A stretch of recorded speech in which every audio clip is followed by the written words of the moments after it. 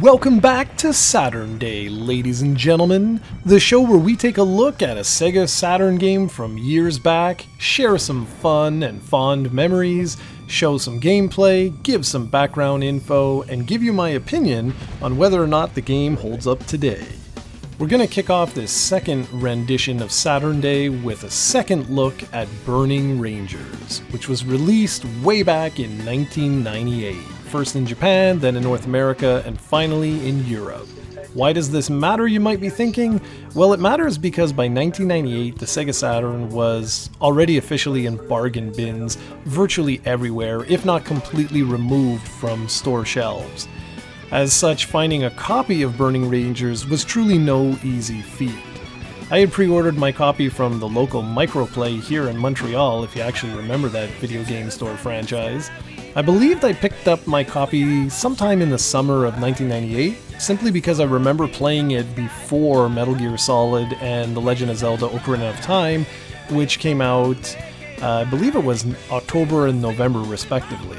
When I got home, I put the disc in my Saturn, and this classic anime intro you're seeing here played, and well, I was immediately hooked. Burning Rangers was developed by the fine folks at Sonic Team, the same guys and gals who brought us such classics as Nights into Dreams, and were mostly responsible for the Sonic the Hedgehog series, as the name would imply. The team, albeit completely made up of different folks today, continue to make Sonic games even in 2020. Development of Burning Rangers began towards the end of 1996, and the concept was to further expand upon the 3D capabilities of the Sega Saturn. Yuji Naka, Sonic's famous father, handled the producer role, while Sonic CD and Nights into Dreams director Naoto Oshima took command of the game's director role. In total, there were about 31 people who helped bring Burning Rangers to life. The story goes that Yuji Naka wanted to create a game where the player was a hero, but in a much more realistic way, one where the hero didn't go around killing defenseless robots or other creatures or characters. And this is apparently what led to the concept of firefighting to be used instead of a traditional action game setting. And since people already associated firefighters as heroes, he thought it was a perfect fit. I personally find it really interesting that this particular team, Sonic Team, would go an entire generation without developing a new Sonic the Hedgehog game. But more on that in a future video.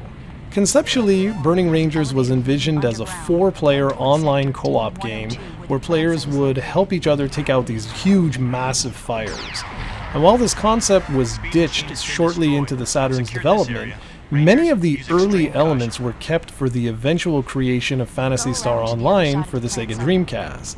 So why was this concept ditched for the Saturn? Well, mostly because the Sega Saturn's lackluster sales of its Netlink adapter in the United States and the limited use of SegaNet in Japan. As such, the idea was really completely scrapped, and the game became a single-player affair. At the game's onset, you select between two playable characters, Sho and Tillis, and are then swept off to a training simulation. Here the game explains the core mechanics, which are quite simple in the greater scheme of things. Sho and Tillis can run, double jump, shoot a simple pulse shot at fires, or a charged laser blast which can decimate powerful blue and green flames, but upon unleashing said shot, you don't get those special crystals you see. Crystals are used to power your shields, so they're extremely important. They're also used to transport rescued civilians, so you'll always want to have a healthy amount of crystals on you at any given time. But just like Sonic the Hedgehog, if you get hit by fire, or anything else, you lose all of your crystals and you have to recollect them. The player can also manually manipulate the camera if they stand still to get a better sense of where they are. However, don't stand still for too long, as the environments become more and more dangerous the longer the player remains in the stage, and this sort of gives the game an element of speed. Now, make no mistake about this, ladies and gentlemen, this is a Sonic Team game. It feels very much like one of their games, in particular because of the way the crystals affect your life. They work like the rings in Sonic the Hedgehog. The fact that there's this sort of urgency to the game, much like Nights into Dreams as well. You want to move quickly to get things done. And I really respected that. I really enjoyed the fact that this is a Sonic Team game. Perhaps the single most impressive part of the gameplay is the voice navigation system. This was really unique for its time. Instead of having a mini-map showing players where to go, Chris Parton, the team captain, guides players. The system's also context sensitive, so Chris will tell players different directions based on where they are in relation to the objective, and I always thought this was so cool, especially for 1998. And while the overall quality of voice acting leaves a lot to be desired, this mechanic was truly impressive, and personally, I found it way ahead of its time. I have to also get this out of the way right now. There are only 4 levels in the game: a power plant, an undersea research lab, and a space station. The 4th is a surprise, which I'm not going to spoil for you, but each stage is capped in a boss fight. You can truly beat the entire game in about 2 hours or so if you take your time.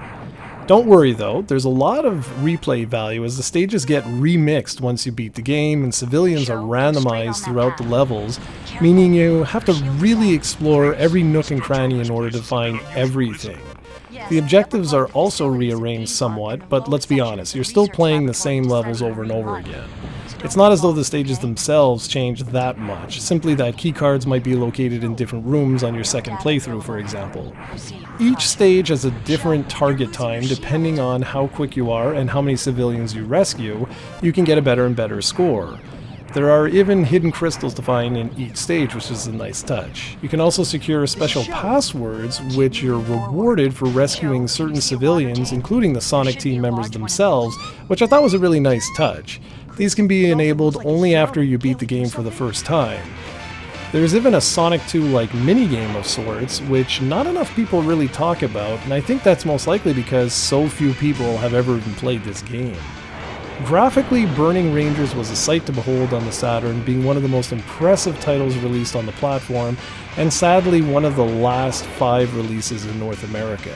The game was built on the Nights into the Dreams engine, and while development took around a year and a half, it's clear that a few more months of polish could have gone into the game. It was released in Japan only a few months before the Dreamcast arrived, so there really was no extra time to spend on that little bit of extra polish. The game is notorious for having collision detection issues and some spotty stability in terms of graphical fidelity. The fluidity of the character's motion looked good for its time, and this is mostly because the development team used motion capture. Art assets are bright and colorful, and the fire effects also hold up nicely. And you know what? There's a lot of effects being used here that give off the transparency effects that the Saturn apparently wasn't capable of, which is really interesting. Naturally, revisiting this game in 2020, I am left noticing all sorts of blemishes, which is natural for this period of release. I also found it quite hard to see where you needed to go because the draw distance is just a little too close to your character. I found this to be a really big struggle in the first stage because it's rather dark, but thankfully it improves as the game continues. There are artifacts all over the place, clipping and weird camera positions, but overall I do remain impressed with what the Saturn is doing here. Playing this on the Polymega works absolutely fantastic, and it's being displayed in 1080p resolution with borders on the side to retain the original aspect ratio. I'll tell you right now, I didn't really notice that many graphical issues with the system while I was capturing this footage, so if you like what you're seeing here, this is all being captured on the Polymega. Another rather unique feature of Burning Rangers is the lack of in-game music. That's right, there's no game soundtrack, just an opening and ending theme, and that's about it. The idea was to immerse players into the game world by focusing solely on in-game sound effects and the voice navigation system. The sound effects are great, while the voice acting is a bit of a mixed bag. I enjoy what's here for the most part, but I always found the voice acting to be a little bit stiff and a little bit off. Once you find the passwords for guest characters, the Burning Rangers theme plays throughout the levels, which was a nice touch and sort of changed the feel of the game quite a lot. The controls were created from the ground up to make use of the analog controller, which was released alongside Nights into Dreams in 1996. However, like all Saturn games, since it wasn't the pack-in controller, there is an option to use the D-pad. Given this reality, I decided to use the Saturn USB pad for this entire playthrough. So what does that mean? Well, it means I used the D-pad.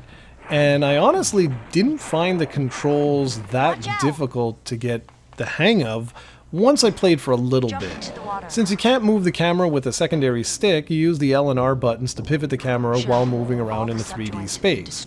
And I found this worked quite well after a little while. It's also possible to perform rolls if you flip the analog stick or the D-pad in a specific direction while simultaneously hitting the jump button. There's also a context-sensitive aspect to the controls, with the main character automatically jumping over small gaps, and you can easily perform a backflip move just as fire is about to break out by pressing back on the stick or down on the D-pad at just the right moment. This situation's brought on with a sound effect and a visual cue, so you know when to trigger it.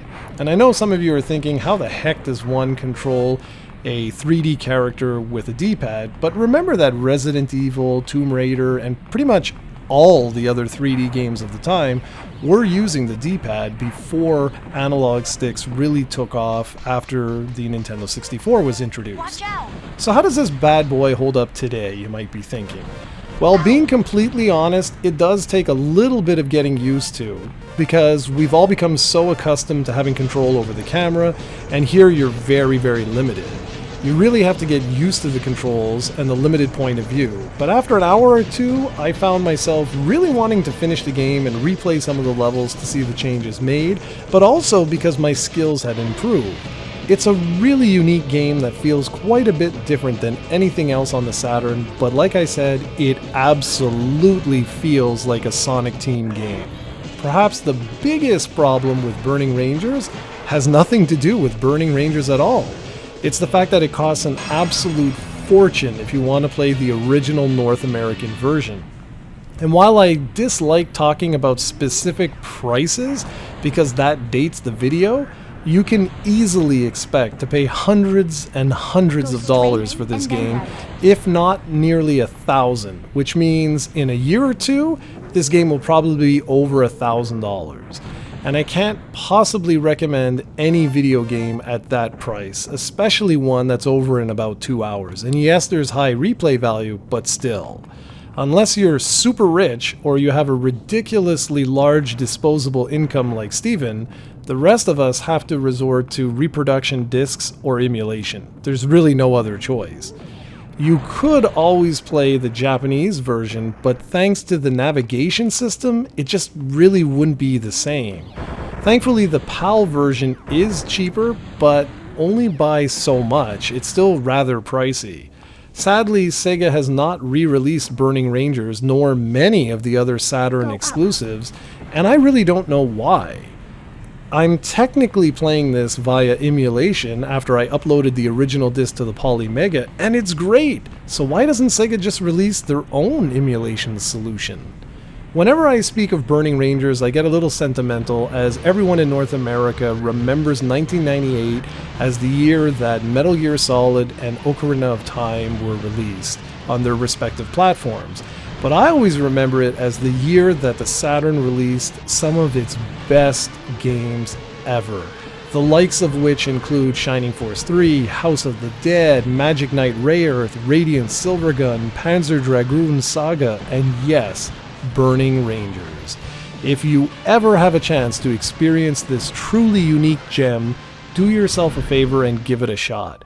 Play it for a few hours and let it grow on you, just as it did for me, again, over 20 years after its original release. He's okay. Over there! Chill out, guys. Man, that was close. Chris, I'm ready to come home. Okay.